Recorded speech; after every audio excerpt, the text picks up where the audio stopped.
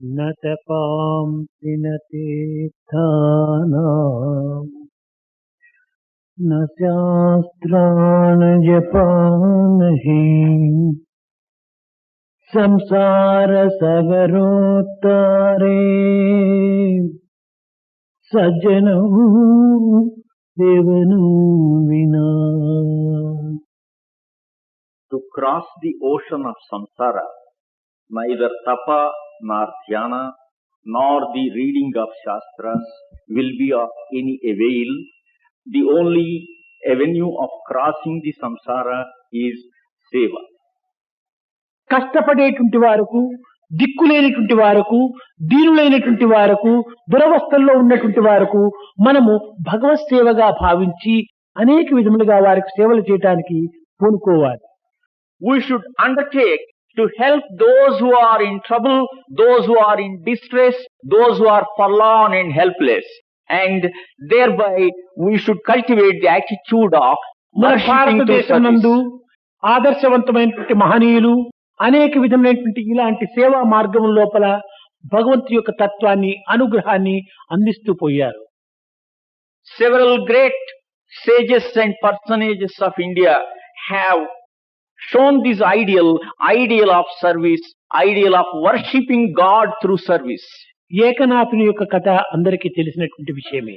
The story of Eknath is well known. కాశీకి వెళ్లి విశ్వేశ్వరుని దర్శించి కాశీ తీర్థమును ఒక బిందెలో పోసుకుని కావిడిలో పెట్టుకుని తన శిష్యులతో వస్తున్నాడు. Having gone to Benares, he carried the water, the holy water from Ganges in a vessel, and carrying that vessel he was proceeding along the way. కాశీలో తీసుకున్నటువంటి యొక్క జలము రామేశ్వరంలో కలపటం అనేటువంటిది కొంత మన ప్రాచీన భారతీయుల సంస్కృతిలో కొంత అలవాటుగా వస్తుండది. It is a custom honored in ancient Indian culture that the water which is collected from Ganges, it should be merged in Rameswaram. ఈ రామేశ్వరమునకు తీసుకుని వెళ్లే నిమిత్తమై ఈ యొక్క కావిడిలో పెట్టుకుని శిష్యులతో బయలుదేరి వస్తుండగా మధ్య మార్గము లోపల ఈ తాపమునకు, ఈ యొక్క వేడికి భరించుకొనలేక ఒక గార్ధవము చాలా నోరు తెచ్చుకొని పడి ఇంకా ప్రాణం విడిచేటువంటి పరిస్థితిలో ఉంటుండాలి. While he was thus carrying the water and while the disciples followed him on the way, they found a donkey which was thirsty, which was in an utter helpless plight. ఆ దృశ్యాన్ని ఏకనాథుడు చూచాడు. Eknath has looked at that situation. తక్షణమే భరించుకొనలేకపోయాడు. He was unable to bear the sight. ఆ కావిడిలో ఉన్నటువంటి బిందెలో తీసుకుని వెళ్లి ఆ బిందెడి నీరు దాని నోటిలో పోశాడు. So he immediately took the vessel and carried the water and poured the water ఆ into the గార్ధపు mouth. యొక్క తాపము తీరి చాలా ఉల్లాసంగా కొంచెం ప్రాణం వచ్చినట్టుగా లేచి నిల్చుకొని ఆనందంగా తన యొక్క శ్వాసను పీల్చుకోవడానికి ప్రయత్నించింది. Then the donkey, after drinking the water, was revived and felt happy and stood up. ఆ సమయం నందు వెంట ఉన్నటువంటి శిష్యులందరూ కూడాను, స్వామి, పవిత్రమైనటువంటి గంగాజలమును, కాశీ నుండి తెచ్చినటువంటి గంగాజలమును రామేశ్వరంలో కలుపుకోకుండా, రామేశ్వరునికి అభిషేకం చేయకుండా ఈ గార్ధవానికి వినియోగం చేస్తే దీని యొక్క అంతరార్థం ఏమిటి అన్నారు. Then the disciples who accompanied Eknath questioned him, "O Swami, instead of offering the water, the holy water of Ganga as an oblation at Rameswara, why have you wasted it? Why have you poured it into the mouth of the donkey? What is the point here?" శిష్యులారా, ఇది waste కాదు, దుర్వినియోగం కాదు, ఇది సరైన సద్వినియోగం. Eknath replied, "No, my disciples, the holy water is not wasted. No, it is used in the proper way." ఈ దృష్టిలో గార్ధము వలె తోస్తుంటుండాలి. It may appear to be a donkey from your point of view. ఆ రామేశ్వరుడే నాకు దాహినుమ్మని ఈ మధ్య మార్గంలో ఈ యొక్క గార్ధపు రూపంలో నన్ను అనుసరిస్తూ వస్తున్నాడు. In my view, I find Rameswara himself embodied in this donkey. It looks as though he is asking me, "Give me water, I am thirsty." అవసరమైనటువంటి సమయంలో దీనిని వినియోగించకుండా అనవసరమైనటువంటి రీతిగా వినియోగించటమే దుర్వినియోగం అన్నాడు. Instead of using it in the proper way at the proper moment, if you do not use it, it is just using it in the wrong way, abusing it. భగవంతునికి కాశీ జలమేమిటి, ప్రయాగ జలమేమిటి, రామేశ్వర జలమేమిటి, సర్వము ఏక స్వరూపుడైన భగవంతుడే. For the Lord, there is no distinction between the water from Ganges, the water in Rameswaram. Everything is one. All is one in the eyes of God. అయితే ఈ విధమైనటువంటి సేవా తత్వం లోపల సర్వజీవులకు సర్వ ప్రాణులకు సహాయం చేయటం అనేటువంటిది ఇది ఈశ్వర సేవగా భావించుకునే నిమిత్తమై ఈ ఏకనాథుడు ఈ విధమైనటువంటి కథను కల్పించి లోకానికి ప్రచారం చేస్తూ వచ్చాడు. In order to propagate the great truth that the Lord dwells in all and helping such creatures in distress, people in trouble, we are serving God Himself through the ideal of service. మనము చెప్పటం ఈశావాస్యం ఇదం సర్వం, అన్ని జీవులు ఎందుకుడను ఈశ్వరుడు అనేటువంటి వాడు ఉంటున్నాడని చెప్పటం మాత్రం జరుపుతున్నాము. చేసే విషయం వచ్చేటప్పటికి ఇది గార్ధవము, ఇది లింగము, ఇది మనిషి, ఇది ఈ విధమైంది ఆ విధమైంది కొన్ని విధమైనటువంటి తారతమ్యానికి మనం ప్రయత్నం చేస్తున్నాము. With our mouth we declare that Ishvara is omnipresent, that He envelops all, but in action, when it comes to the point of proving it, we are making distinctions between one object and another. చెప్పాడు, చీమలో బ్రహ్మలో శివకీశవాదవులలో ప్రేమ మీర వెలసియుండే బిరుదు వహించిన రామనన్ను బ్రోవరా అన్నాడు. Tyagaraja has a beautiful line. He said, "O Rama, you are present in the tiny ant, in the mighty Brahma, you are present in Shiva and Keshava. O Rama, let me know your real identity." కానీ చెప్పుతున్నాము, బ్రహ్మగా వచ్చి చతుర్ముఖమైనటువంటి బ్రహ్మగా వచ్చి నిల్చుకున్నప్పుడు ఆహా నా అదృష్టము అని నమస్కారం చేస్తూ తన్మయుడైపోయి తనను తాను మర్చిపోతున్నాడు. When Brahma manifests himself with the four faces, the devotee looks at the manifestation and gets absorbed and lost in contemplation. కానీ అదే సమయమునందు ఒక్క చిన్న చీమ వీపు పైన ఏమైనా రాలిందంటే తక్షణమే దాన్ని కొట్టి నలిపివేస్తున్నాం. But if a little ant begins to crawl on the back, right, we swat it with our palm. ఈ యొక్క మాటకు ఈ యొక్క క్రియకు ఎంత భిన్న భేదంగా కనిపిస్తుంటుందో యోచన చేసుకోండి. There is a great divergence, a great difference between profession and practice. పోనీ ఆ విశ్వాసం ఉండినటువంటి సమయం నందు నిన్ను బాధిస్తుండదని కొంచెం తుడిచివేయచ్చును, కానీ దాన్ని తెలిసి నలిపివేయటానికి ప్రయత్నం ఎందుకు చేయాలి? When you believe that God is present even in the ant, when you feel that the ant is giving you trouble, you can brush it aside. But why should you kill it? అదే విధంగా క్రమక్రమేణా మన యొక్క సాధనను కొంత మార్గంగా ఒక్క పర్యాయం పోవాలంటే అది వీలు కాదు. క్రమక్రమేణా దానిని అభివృద్ధి పరచుకోవటానికి ఈ విధమైనటువంటి సులభ మార్గాలను మనం అవలంబించడం అత్యవసరం. It is necessary that we should follow these paths. In little things we must learn to show and we must learn to realize the presence of God. పూర్వీకులు ఈ విధమైనటువంటి పవిత్ర సేవ నిమిత్తమై అనేక మంది అనేక విధమైనటువంటి యొక్క ఆదర్శవంత మార్గాలను నిరూపిస్తూ వచ్చారు. The ancient people have demonstrated several methods which prove the great truth. ఒక చిన్న ఉదాహరణము, A small illustration.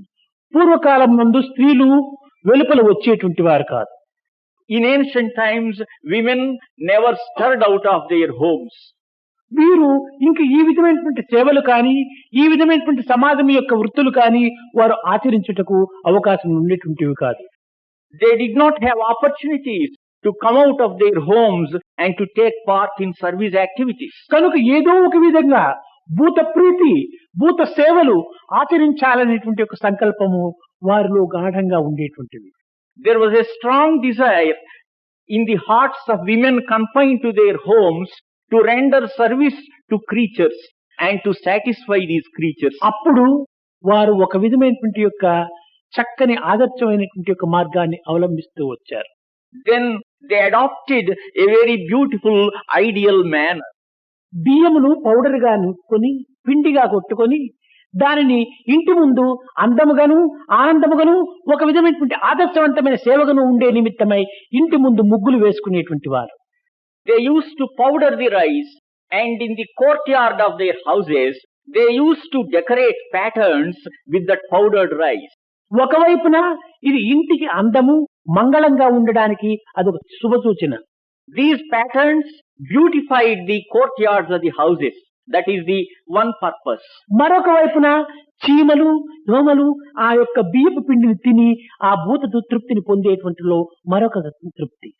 The secondary purpose is that little ants and other creatures used to consume these tiny grains of rice which are powdered. ఇది చీమలు మాత్రమే కాదు, కొన్ని పక్షులు కూడాను ఆ యొక్క బియ్యపు పిండిని వచ్చి ఆరగించి సంతృప్తి పడిపోయేటువంటివి. Not only ants, but some birds also used to come and peck at these grains of rice, and they used to feel satisfied. ఈ యొక్క సంక్రమణ వచ్చేటప్పటికి బజారంతా ముగ్గులు పెట్టేటువంటి వారు స్త్రీలు. At the time of Sankranti, women used to fill the streets with these patterns. ఆ రోడ్డంతా కూడాను కాకులు పక్షులు పౌరాలు ఇలాంటివంతా కూడాను భుజించి ఆ నెలలంతా కూడాను ఆనందంగా అనుభవించేటువంటివి.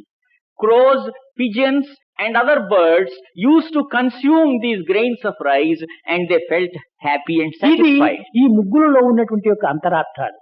This is the inner significance of these white and colored patterns. కానీ ఈనాడు కూడాను మన వాళ్ళు ఆధునికమైనటువంటి స్త్రీలు ముగ్గులు వేసుకుంటున్నారు ఇంటి ముందు. Today, modern women also, they decorate their homes with this kind of muggu or pattern. ఈ ముగ్గులు దేంతో వేస్తున్నారు? సున్నంతో వేస్తున్నారు. ఏ పక్షులు కూడా దగ్గరికి రావు. But they are using for these patterns not the powdered rice, but lime, which is of no use, which is not consumed by any creature. కేవలం అలంకారం మాత్రమే కనిపిస్తుండాలి కానీ ఒక విధమైనటువంటి సేవగా కానీ హృదయ తృప్తిగా కానీ త్యాగ జీవితమైనటువంటి యొక్క ఇదిగా కానీ అందులో ఏమాత్రము గోచరించడం లేదు.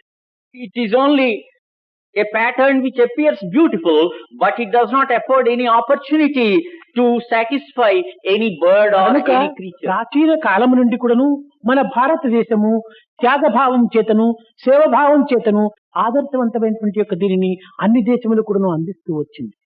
From time immemorial, India has taught to the world at large the great ideals of sacrifice and service.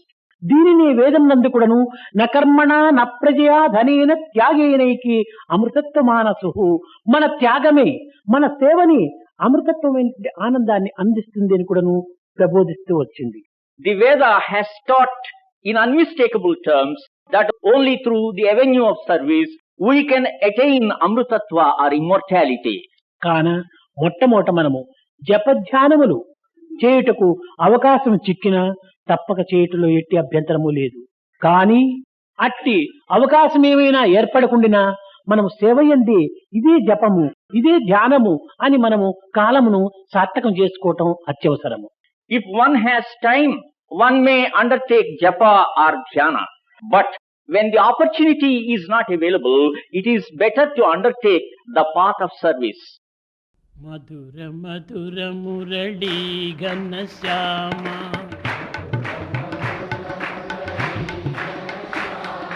మధుర మధుర మురళీ ఘనశ్యామ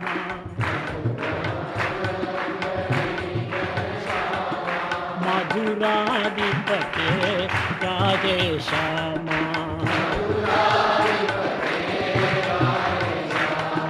सूरदास प्रभु हे गिरिधारी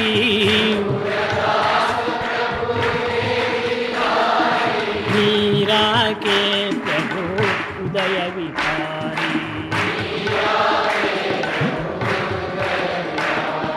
मीरा के प्रभु उदय विहारी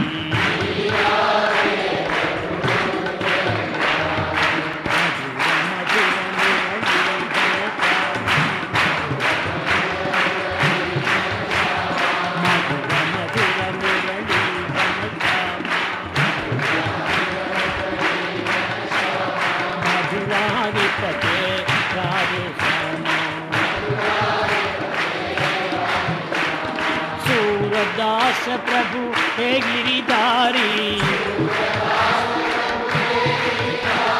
सूरदास प्रभु हे गिरिधारी,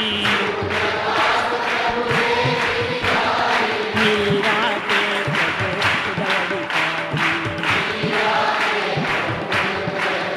माई मीरा के प्रभु उदय विहारी।